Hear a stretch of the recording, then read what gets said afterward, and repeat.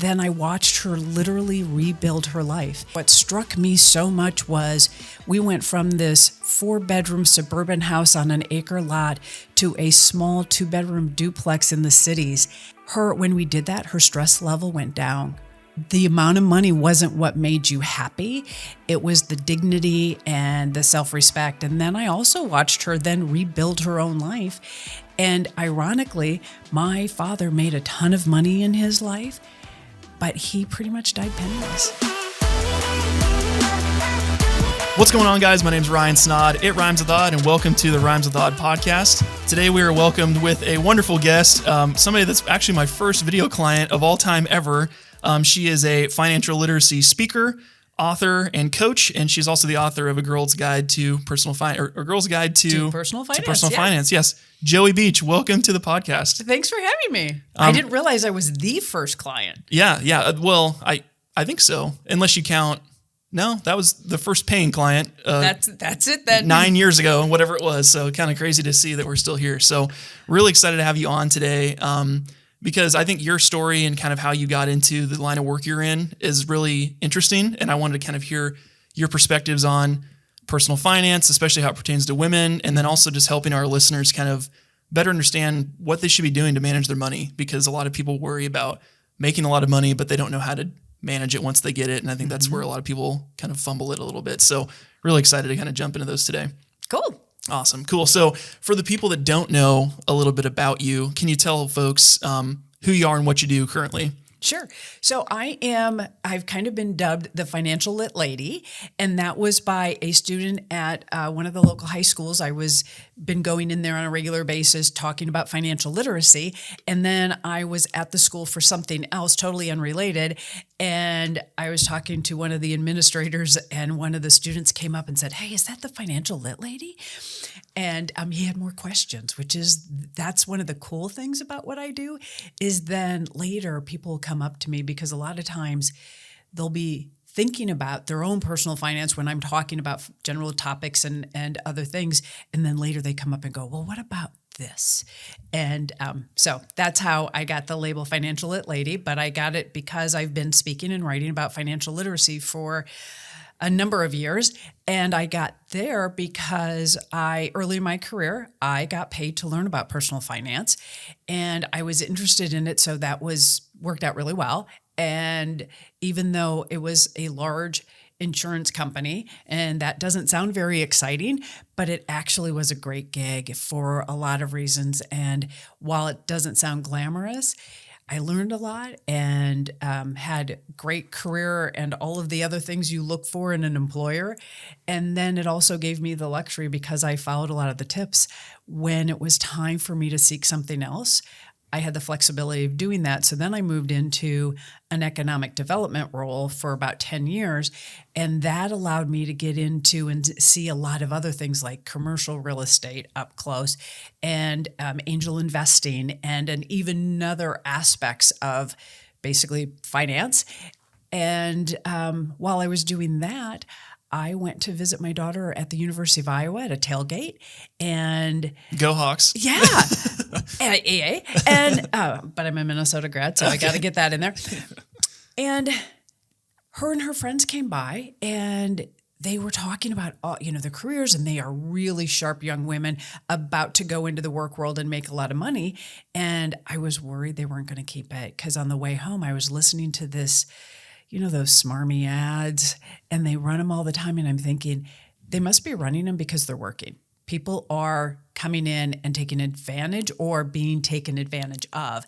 And I said, somebody should write a book so that these young women really understand what to do, so that the money they're making goes to their benefit, and so they can keep more of what that is. So my husband said, "Yeah, you should write the book." And way to go, Doug, telling you. Well, fortunately, he's been very encouraging and very helpful. And so, I started looking at the bookstores, and they had a ton of books about how to get out of trouble, how to sell your house short, how to get out of debt, how to, get out of all the problems a lot of us get into. And then the other set of books that were there was how to invest all the money you have amassed. But there wasn't much about how to avoid those big mistakes, so you can then worry about investing in that. So that was a gap I wanted to fill. And so that's when I started spending my time, and I pushed publish on it and just said, okay, God's going to show me what this is supposed to turn out to be. And he has. People started asking me to speak and do some other things.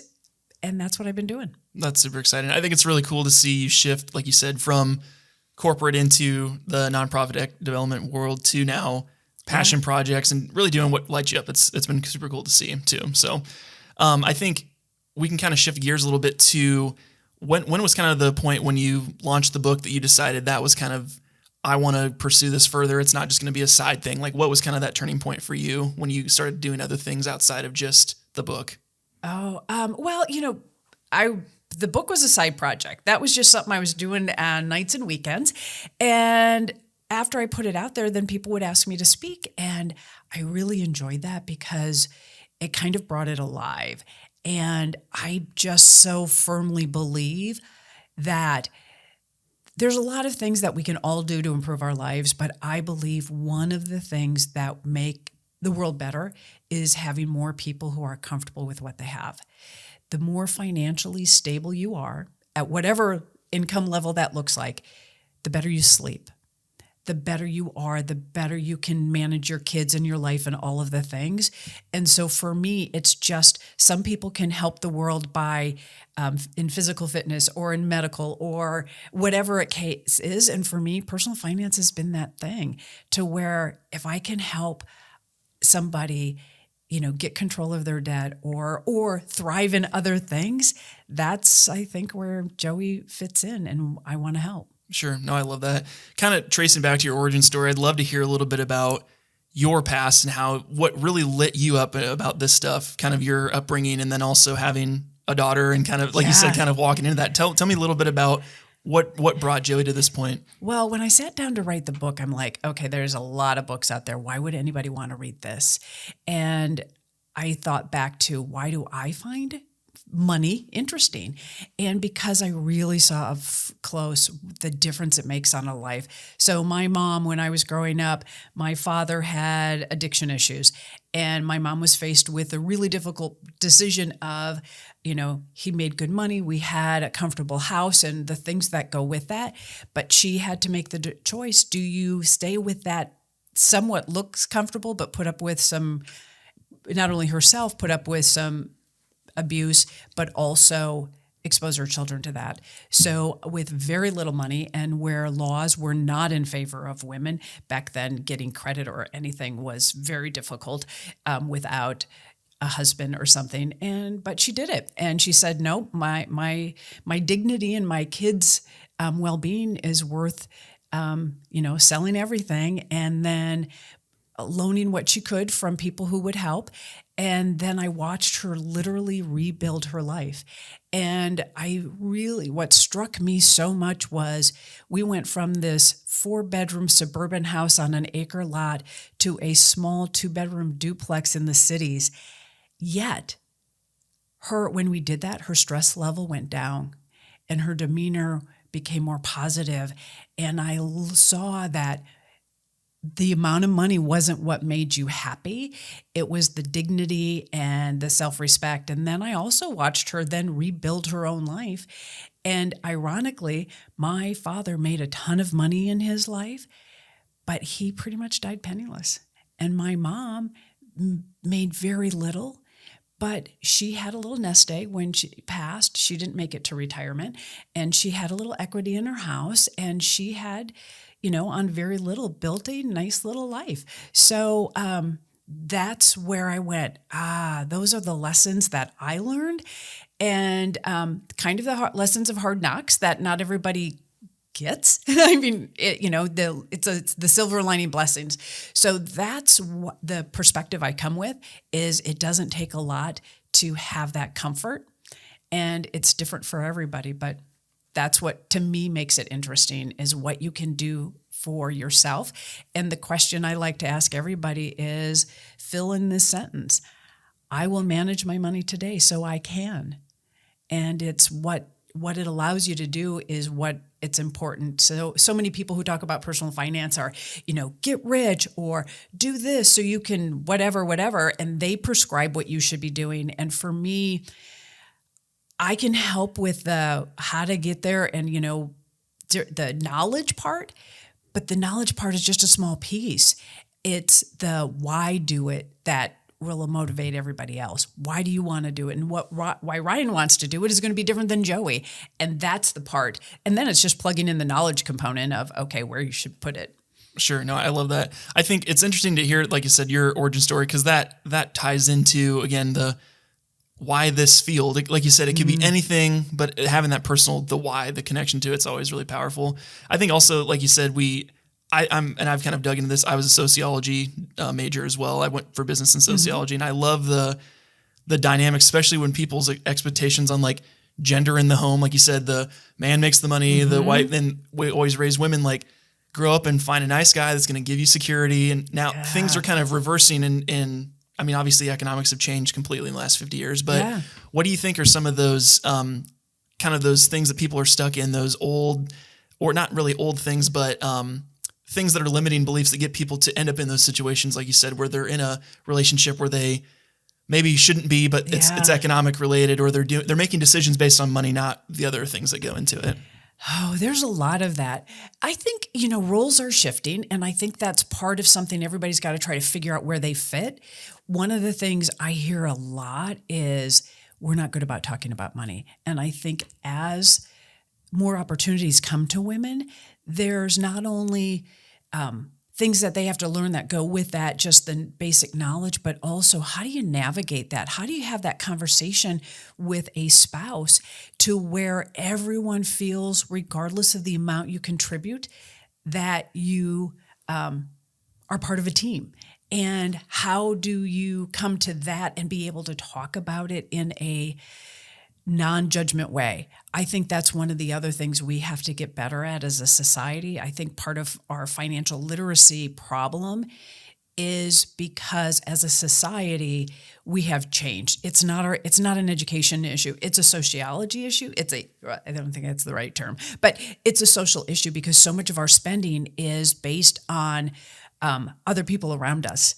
And so I've had a lot of people who encourage good financial decision-making. And it's not that we all should make the same decision, but it's just that support system around you that makes it a lot easier. Sure. No, and I love that. And I think the personal connection for me is, and I've told you this story, but I think it was probably 2020, 2021.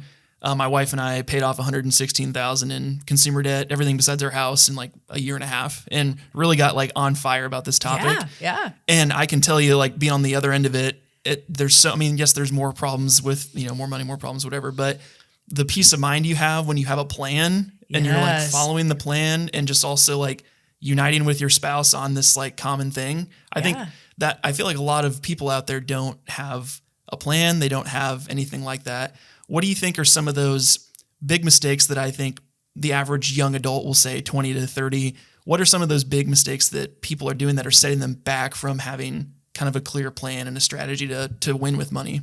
Yeah. Well, one of them is to not have a plan. And it doesn't have to be a formal plan. It just has to be, okay, I'm making this money. What do I want to do with it?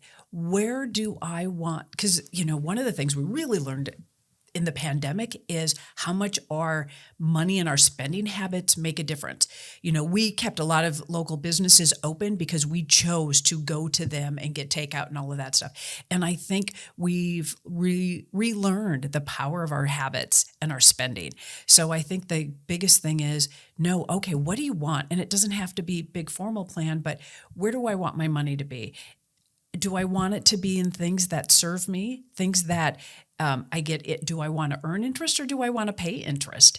That's one of the biggest decisions. And then, where do I want the stability of having my own home, or would I like to have the flexibility? Both are good. It's just figuring out what makes most sense for you, and then trying to avoid some of the big mistakes. There's so many things society says and others to Well, we saw it just recently before the interest were going. Everybody was buying because the interest rates were really low, and that there was limited demand of housing. So everybody rushed in, and then they were bidding up the price, and the prices kept going up. Well, would they have been better off waiting and getting the right place at a better price? It's hard to say, but right now there's a lot of, what do they call that? Buyer's regret, a lot of those houses. So I think it's really thinking, do I want this house? Is this really the right time? Or am I just feeding into the trends that are going on? Because those things, it's one thing if you go out on a spending spree and buy, great new shoes or something like that. But when it comes to housing or cars, that's a big ticket item. And if you buy the wrong one, that remorse, you could be stuck with it for years, if not, 10 to 20 years. Sure. No, I love that.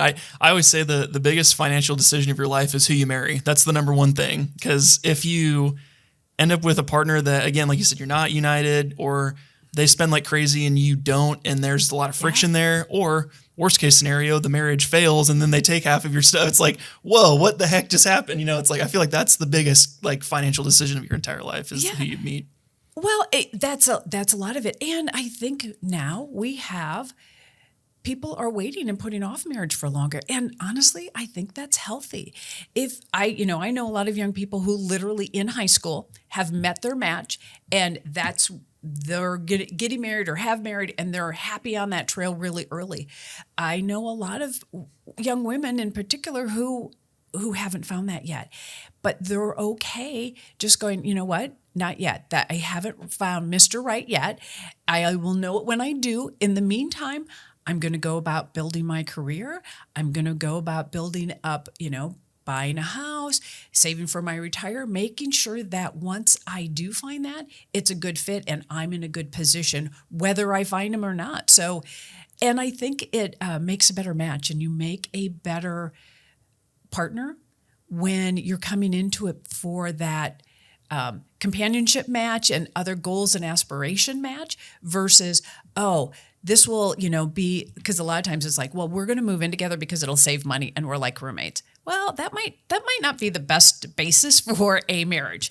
So putting your stuff and getting all your stuff in order will help you whether or not you find that match. Sure. No, I love that. I also think it's interesting that I should say the stereotypical, I wouldn't say millennial now, because now I'm like one of the younger or older millennials, I should say. I'm 28. So for people that are getting in, I know a lot, the trend typically is to keep up with the Joneses, so to speak, but it's... Every generation's done that. Yes, right. No crap. But I think also just the incurring of debt and just being like, I'll pay for it now and I'll do it later. What were some of your thoughts on really just debt collection from when you're young and you're just like allocating or I'm just taking all this debt and I'll pay for it later. Like, what do you think about some of those things? It scares me. I think debt can play a role, and it's best used when it helps you get something that will then help you get ahead. So, when I was really young, I didn't have any money. I needed a job. I needed a car. So I got a really, one of those old junker cars. But what do they call them, a hoopty? Is that what it's called? This was a Malibu Classic. Yeah, nice.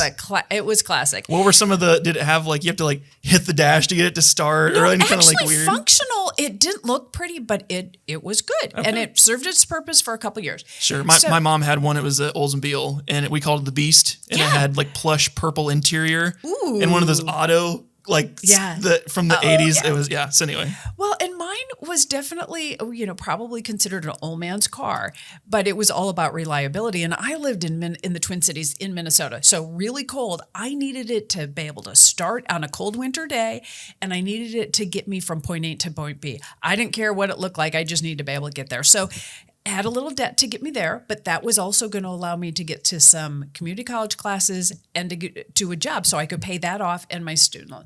And then it's, that debt should have a purpose, but it should also have a plan. So I just spoke with a young woman who she was a bit in a panic. She just is graduating from college. She has a job, and lined up, and she's working on her career and wants to make sure she does that well. But then she's also confessed she had about $10,000 in credit card debt. And Not uncommon though at that age, especially. it's not. And there were people around her in her life and in her family who were like, oh, well, that's just part of life. Just that you're going to always have debt. And I'm like, no, I think you can help teach your family that doesn't have to be that way. And so one of the strategies she's going to use is, yes, she's got her day job and she's going to kill it during her career, but then she's going to use part of her weekends to find something she enjoys or will help get her out and do other things, but that will also give her a side income so that she can knock that out, so that she's not setting up her life so that she's always in debt. And one of the things, I do a lot of volunteering too, and one of the things I'm working with some of the ladies on that I work with there is I want to get them to put money in one of those actually a money market account that's making about 5% now, because I want them to see what it's like to earn interest instead of pay it. Because once you really start seeing how you can earn interest instead of paying it, there's a light switch that goes off, and suddenly you're like, oh, boy, if I could take this money and instead of borrowing, I could actually save up and earn it, boy, things change. And then you look at your decisions and go, would I rather have a bunch more throw pillows, or would I rather contribute more to my savings? Sure. No, I love that. I think especially tying it into my own situation, it's like now I'm a parent, so we have a 1-year-old and then another on the way. Big thing was like childcare. What like the mammoth of how this is like any way you slice it, it's going to be one of the biggest things you pay for in a month, right? So I think what helped us really kind of key in on some of those things is like you're pay for what makes the biggest impact for you or what matters to you. Because I see so many people paying stuff that doesn't add any value to their life. It's like student loans from 10 years ago. They're not even doing something in that field, or they've got, these lingering debts with credit cards, or they've got, this fancy flashy Jag they bought to impress their friends. They can't even make payments on. They're all the different things. You fill in the blank of what it is, right? Yeah. What do you think are some of those kind of mental things that when somebody realizes the aha moment of like, all this stuff that I think's adding to my life is actually detracting from it? What do you think are some of those things that get people to that point to make the decision of, I'm going to make this the right choice for me, or I'm going to make some changes so it aligns with what I want to do with my life? Oh, I think everybody comes to it at a different time, but it's usually one of those life situations. For like my mom, it was basically her sanity and her kids, or that comfort of that, status quo. And I think what a lot of people realize is they go, oh, once I get, I get that new raise, so I'm going to get that new car. And then they figure out, oh, well, I really don't spend that much time in my car.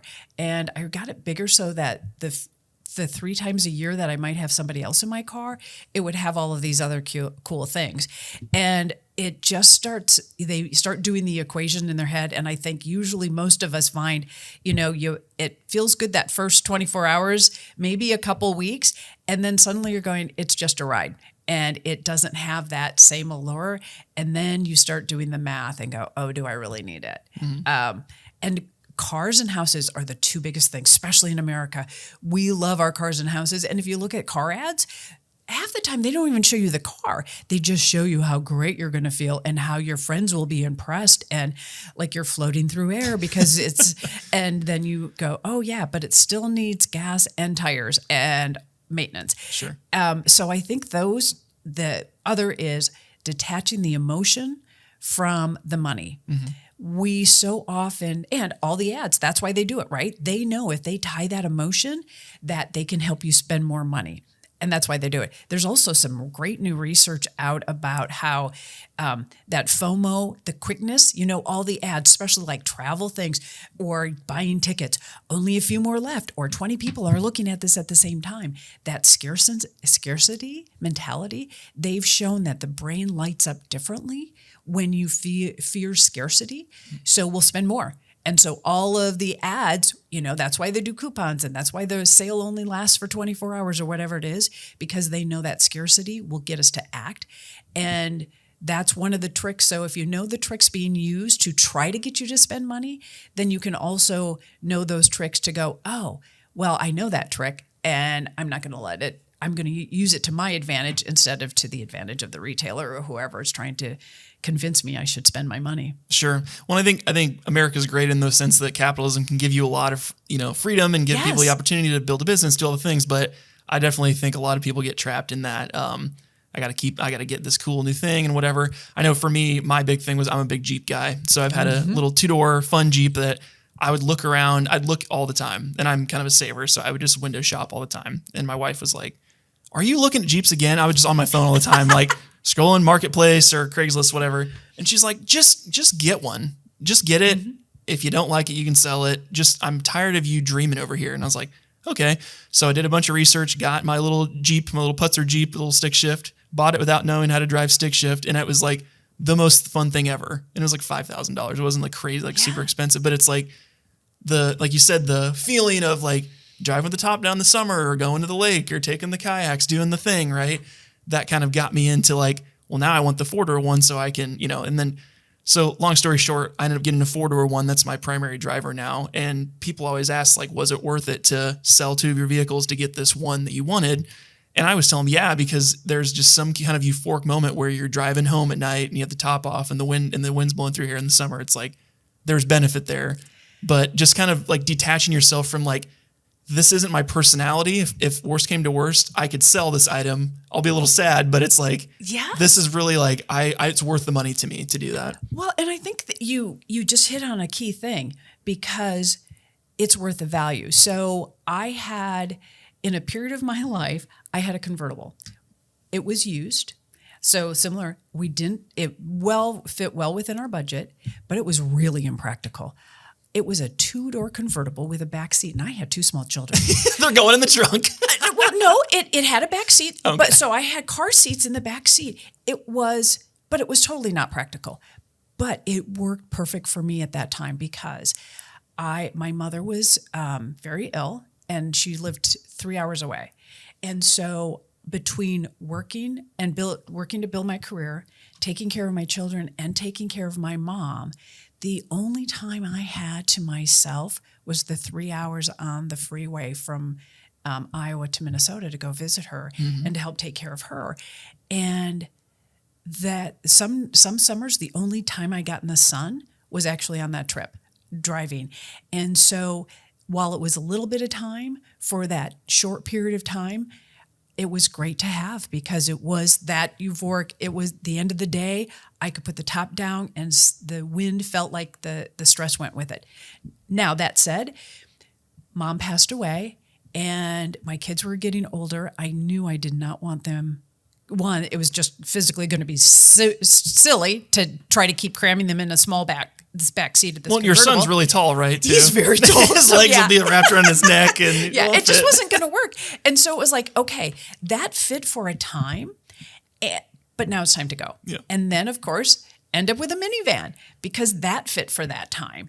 But it's not that a convertible is never the right choice. It's when it fits. And if it's within your budget, then have the joy and make it work. But also because it was at a price point that made sense, I think that's part of why it was relaxing. Had it been a price point that didn't make sense or that it would have stretched our budget way too much, then it wouldn't have had that relaxing effect that I wanted. Mm-hmm. So it's not that any one purchase is good or bad. And that's the other thing is that a lot of people, you should never buy this and you should always buy that. Honestly, as long as it's within your budget and it makes sense and you're still working your plan to get you where you want to go, then grab a used Jeep. Sure. Or a convertible when you have 2 small children. Sure. Well, and I think just, again, finding the thing that, like, that was my one, not splurge item, but I planned for years for that. I'm like, okay, 2 more years. And then financially it made sense to do it. I found the one I want. I'm like, okay, I'm doing this. Like, it's kind of crazy. I thought it'd be years from now.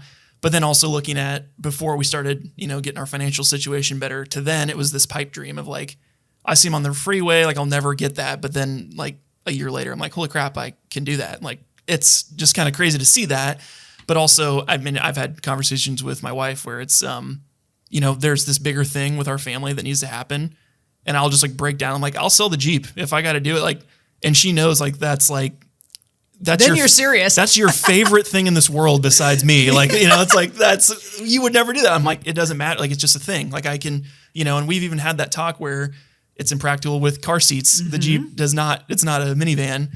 And I've even told her, I'm like, if I need to sell it for 5 years till the kids are out of diapers and they can fit, then I'll get another one. Like I've come to that realization where it's just things. They're not like, it's not so much minimalism or whatever, but it's just like, it's just a thing. And if you detach yourself from that, like if I need to live, like if we need to sell our house and move into an apartment for a season, that would suck.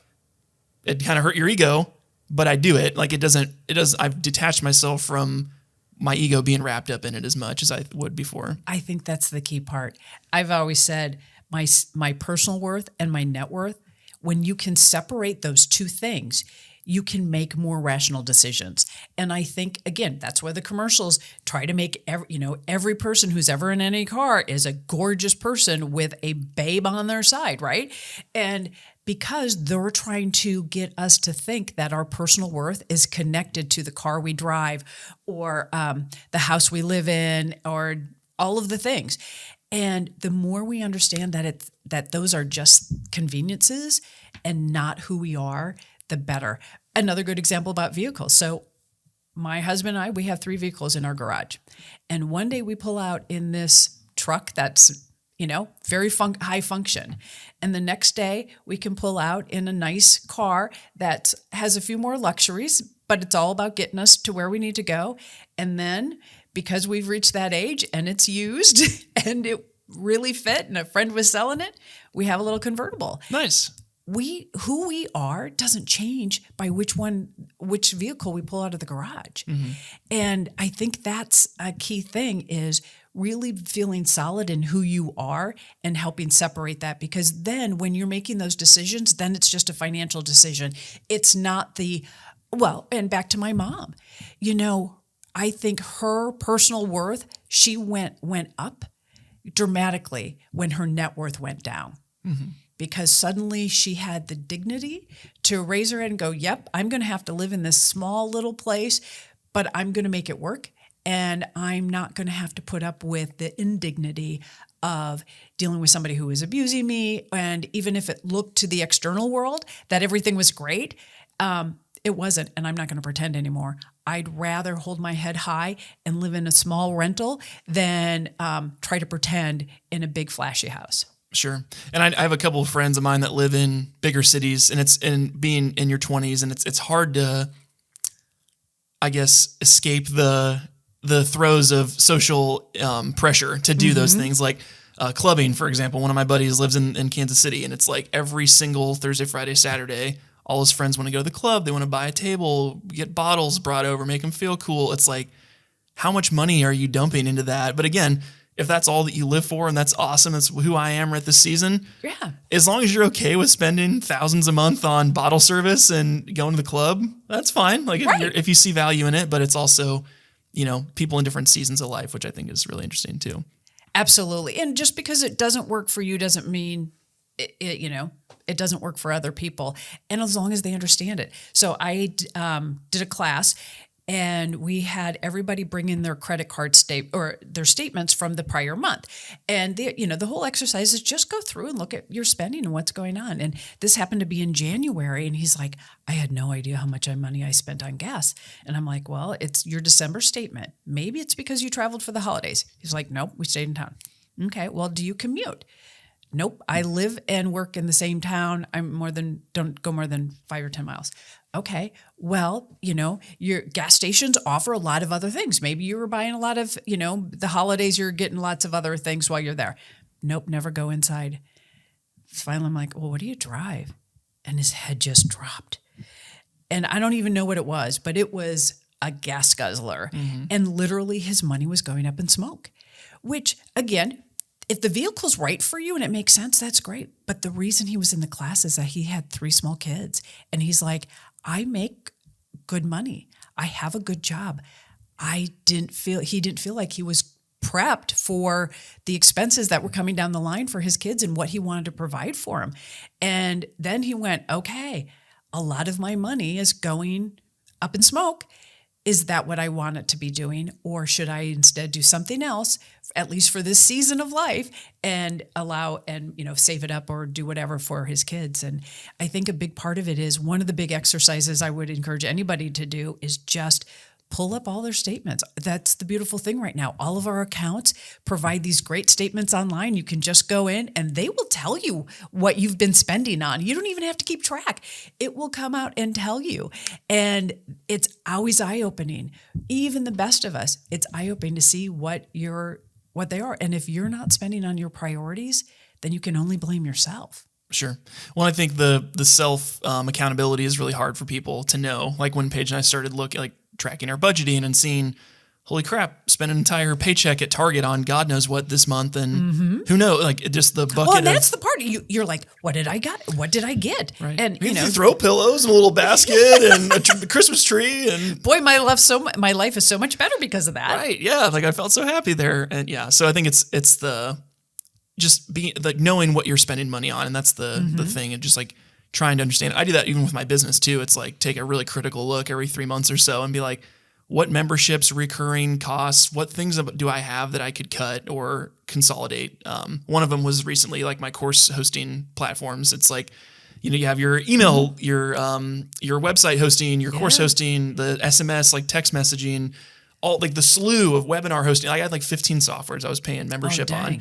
So I found a platform that does all of it, and it's all in one, and it's only $150 a month for all of it. So I save $1,500 a month now by just having the one, and it's got access to everything. But if you kind of critically look, and I do this with our streaming services at home for TV, I'll ask my wife, we'll get a membership for something. I'm like, when's the last time we watched HBO Max? And she's like, well, Game of Thrones was a year ago. So then let's cancel it. And she's like, no. I'm like, when's the last time you logged into it? Well, probably 6 months. I'm like, you're not going to miss it. And if we got to re-up it, then we'll do it. But cut it. It's $10 a month. Gone. See you later. Bye-bye. And it's so convenient. You can always reset it up if the next big thing comes out and you want to see it. Or, of course, in the winter months, we might want to watch more. But during the summer, let's be outside and do other things. And one of the things I think that it's great that you're doing that in your business too is that a lot of people go, oh, well, I can write it off. Yes, but it's spend a dollar to say or to get a nickel or a quarter back. It's what's the point? Exactly. If it's not serving you, then it doesn't matter if it's deductible or not. It's not serving you. Sure. And if you can save more, then again, it's about how much you keep, not how much you make. That's great. Now, so I want to kind of position the conversation now towards that. Somebody young in their 20s that's just getting into their career. They say they get a corporate job. They're trying to learn in the industry. They're a W-2 employee. What are some of the kind of the tactics that you give people on setting up actually thinking about retirement? Because I know my wife included, she doesn't want to think about retirement. Oh, it's in 40 years. I'm like, you don't get it. You got a bad back. You got scoliosis. I'm not going to be able to provide for you with my you got to have your own retirement. What are some tips you have for people that are trying to set it up or don't understand retirement accounts and what to do? What are some tips for those people? Well, some is to that point of it feels so far off. Well, no matter what, you're putting your money away for yourself. So if you do it really well, maybe it's not 40 years, maybe it's 20 or 30 years. That's great. But also it's your money in your account. Now there are penalties to keep us from diving into it every time we see that cool car that we might want to buy. But if you did have an emergency, it would be something you could have. So I would encourage people to think of it not as something that's just 40 years, but it's going to help you sleep and help you take care of things if needed, all the years in between. And I would take advantage of all of those opportunities. I had the great advantage of a 401k, and I actually had somebody I worked with. And of course, this is a large 401k provider. And I worked with somebody who was about my age, a little bit older, had 2 kids just like I did. And I was mentioning to her, I'm like, I know we say everybody should max out their 401k, but who really does that? And she just looked at me and said, well, I do, and you should too.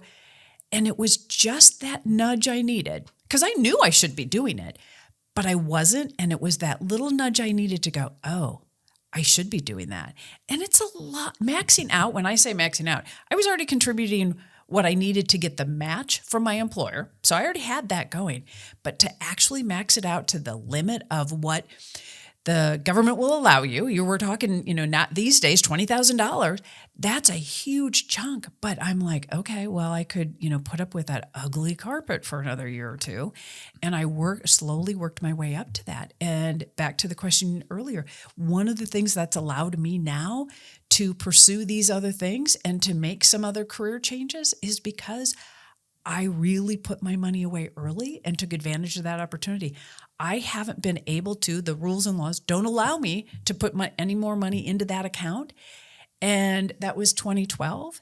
It's now worth 3 times what it was. Isn't that crazy? And I haven't put a dime into it. So that's motivating. And it might not be 40 years from now before you actually start taking advantage of it. And I don't even take it out, but because it's there, it's allowed me to do other things. And so that's what I would tell Paige is, you might start appreciating it long before 40 years. Sure. No, I love that. What do you think, just in general terms, what's kind of the number that if you get it in your account for like a 401k, that it starts to get like, you see sizable growth? Is it like 100,000, 200,000? Like, what's kind of the point where you're like, holy crap, like interest earned me $10,000 and I didn't do anything this year. Like, what do you think is kind of the point that gets people to that? Well, a lot of it's the market. And I was more aggressive when I was young because I knew I had time. And I also was in the thick of things when '08 happened. And I wanted to puke in my garbage can underneath my desk because of what I worked and where I worked. I mean, it was a large financial institution. You could feel the tension in the hallways. And it was very tempting to go in and, pull money out because I was in, mostly just broad market indexed stuff. So S&P 500, total market stuff. That's what. All right. So when the market went down, so did my account. But I had been taught through my career, that's the worst thing you can do is pull it out when you do that. You guarantee your losses at that point. Exactly. Well, and that's one of the stories I often tell is there was this amazing fund that Fidelity had, and it was earning amazing returns for like 10, 20 years. And the company went, okay, we're going to research this because the average investor should be like elated, right? Because it's consistently really strong returns. But what they found was the average investor in that fund actually lost money. And the reason they lost money is they let fear take over. And so they would follow the trends. Okay, the market's getting better and the market's getting better. And they're like, oh, I should put it in. And then in a couple weeks go by, okay, the market's getting a little up. Okay, now it's time to get in. And they put their money in. And then it might go up a little bit more, but then inevitably it'll go down. And then it'll go down a little bit more. And the gut wrench gets to them. And they pull it out, and they've done the opposite of what they know themselves should do. We all know, buy low, sell high. But when fear gets a hold of us, too often we end up buying high and selling low. Sure. No, I think that's another reason why it's good to save a lot, because when you've done that, you have some luxury to make some adjustments. If you haven't, then that panic gets even worse because you have smaller margin of error. Sure. Yeah. And I know a lot of people, just for those that are listening, like if your company offers a 401k, you always say, take the match. It's free. Absolutely. Free money. Absolutely. And who wouldn't? I mean, and I know so many people are like, well, but budgets are kind of tight and stuff. I don't know anybody who puts that away and go, oh, what really ends up happening is they buy a little less at the supermart, wherever they go. But inevitably, and the others, pay more attention to your account statements, because then they'll start seeing, oh, I earned interest and I didn't do anything for it. All I did was put my money away. Also, all the research shows if you automate it and automatically put it away, you just out of sight, out of mind, and it just is this nice little happy thing that takes care of itself. It also automatically does what we know is best for investing, and that is to put regular amounts on a regular period in different intervals, because then you aren't at risk of buying all of it at a high. You're going to buy some a little higher, some a little lower, but you're going to take advantages of buying low as well. And then you're getting a little bit over time to otherwise, because some people go, well, I'll just wait till the end of the year. Well, that's tricky because a lot of times at the end of the year, something else comes up. But the other is then you're subject to, if you just on one day, what if the market's, up that day? And then same when you go, don't do all of it at once, do it at little intervals, and it just builds nicely. Sure. No, I love that. And I think it's been interesting because I had like this whole plan when I was like, okay, get a retirement account, do the match, do the Roth, do all the stuff. And then my employer didn't offer a 401k. It was like a SEP. Yeah. And no match. I was like, well, I'll do whatever. But even just doing a set amount, I was there for 4.5 years before I went off on my own in my business. It was like a good amount of money in there. Yeah. And like, you just automate it. It's auto drawn. You just don't think about it. But it's been interesting now owning a business where it's like, there's so many different other options where it's like solo 401ks. Yeah. Like if you have too high of income, you can't do a Roth. If you have a joint, if you file jointly with your spouse, like all the different stuff. So I ended up doing a SEP through my business now. So I can pay, I think for my business, it's like up to $66,000 as the employer to myself as the employee. And that's all like tax deductible as a distribution to the account. So it's like, there's so many like intricacies about it. If anyone's like listening, like talk to a CPA, talk to a tax pro, talk to retirement people, and just figure out your options because there's so much out there that you can take advantage of. Well, and one of the things, back to the big mistakes I see people making, is that they get lost in all of those decisions and don't do anything. Well, especially right now, bare minimum, there's a basic account that's just a standard savings account that you can get money market for 5%. With no risk. Okay, no brainer. If you're not sure what to do, go do that. Yep. Assuming you don't have a 401k or whatever, or do it on top of that. You can't go wrong saving. You can go wrong postponing saving. Sure. So it's take what's available and do the research, but don't delay it.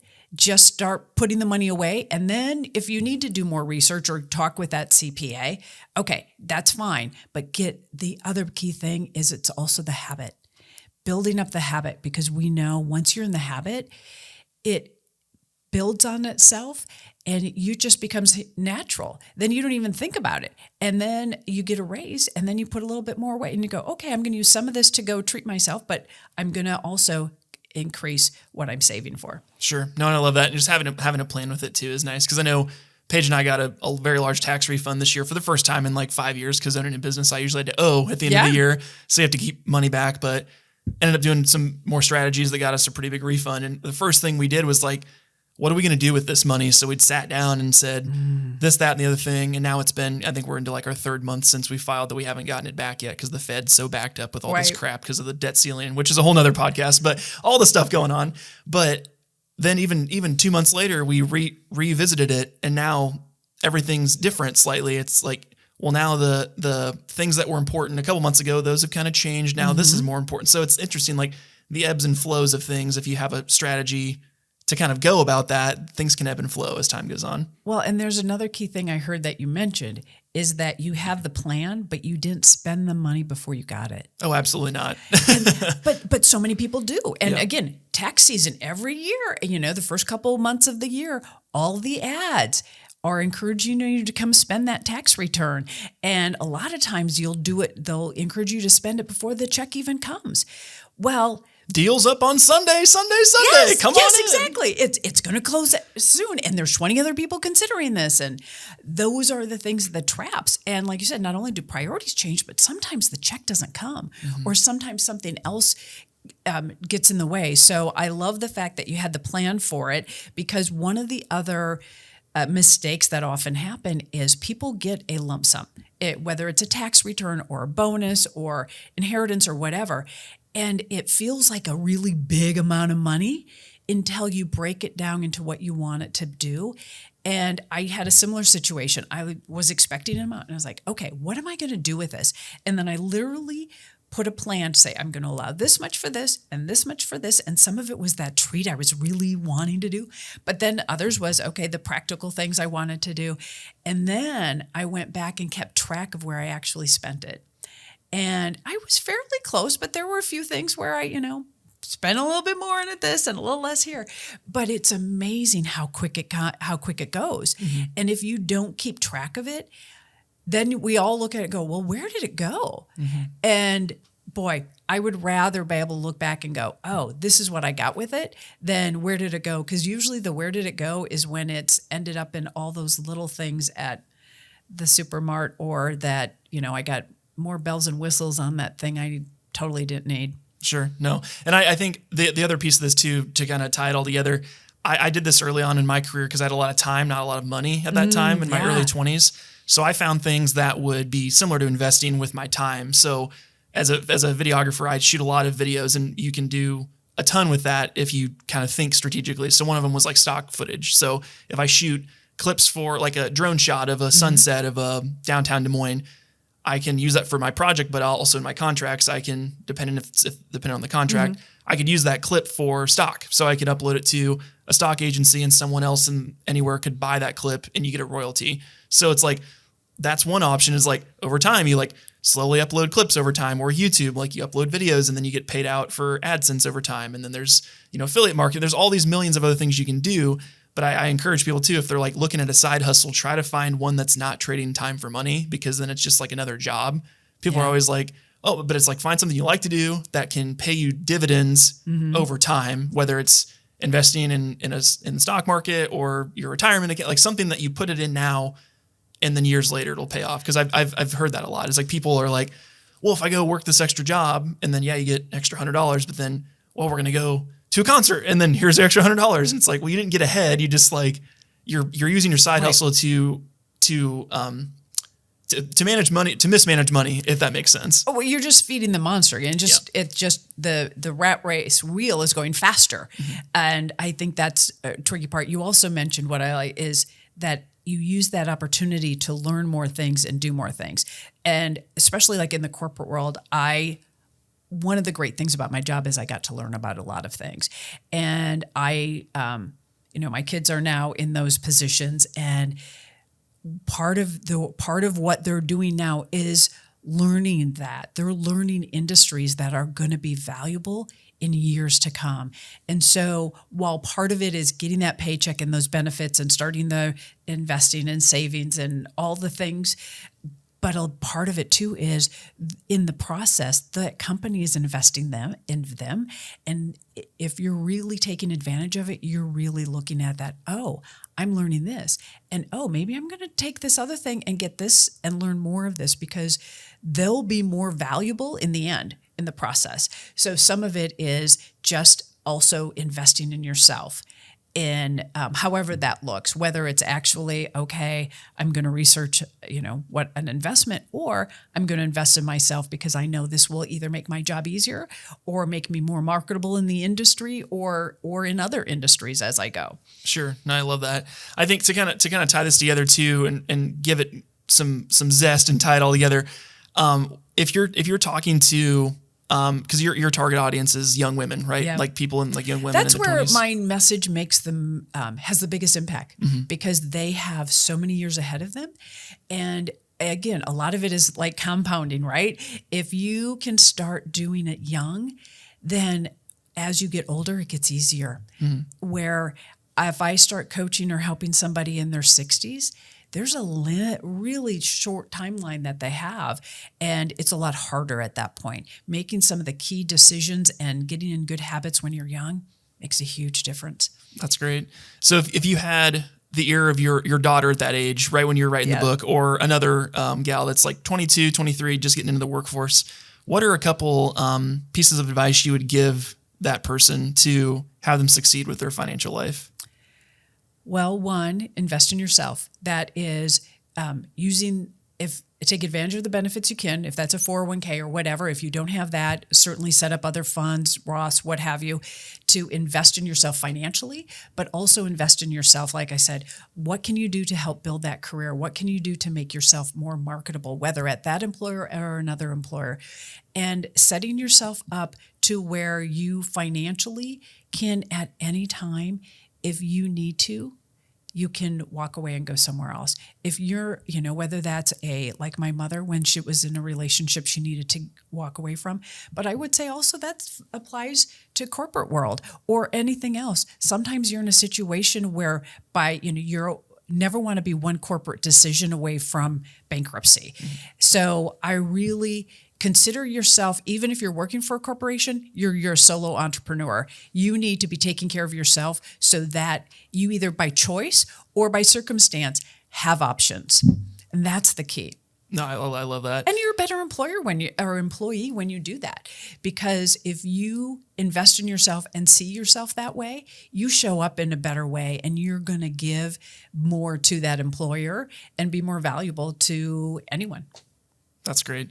Tying it all together too, any final advice for people if they're trying to get their finances together, they're trying to get just a better understanding of how to manage personal finance? What are some final thoughts on kind of a good place to start or where they can get some resources for that?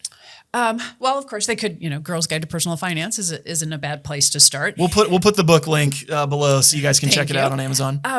And part of it is educating yourself. That's a key part. The easy part is the would you rather game. As you're considering any expense or any investment, would you rather have more money in the bank in a few years, or would you rather have, the new couch or fill in the blank, whatever it is? And in some cases, it makes sense, but it's what are your priorities? And think about that and then go, am I putting my money towards those priorities, or is my money going towards somebody else's priorities? Because that's the key thing, is really be intentional about it and then take advantage of every opportunity. There's a reason why we get a tax break to do those things. There's a reason our employers are doing matches. Those are for our benefit. Take advantage of them.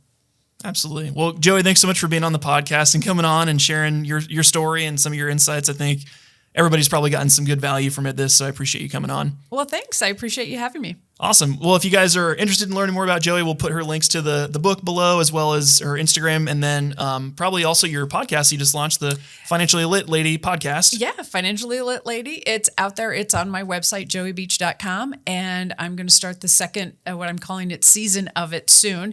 So maybe we'll have you on. There you tell go. us about the business perspective and how you've been a good example in making those very conscious choices as you've built your business. Sure. Would love to come on and share with those people too. So, well, like I said, we'll put all the links below. Thanks again to Joey for coming on. And this is Ryan Snod, It Rhymes with Odd, and on the Rhymes with Odd podcast. We'll see you guys later.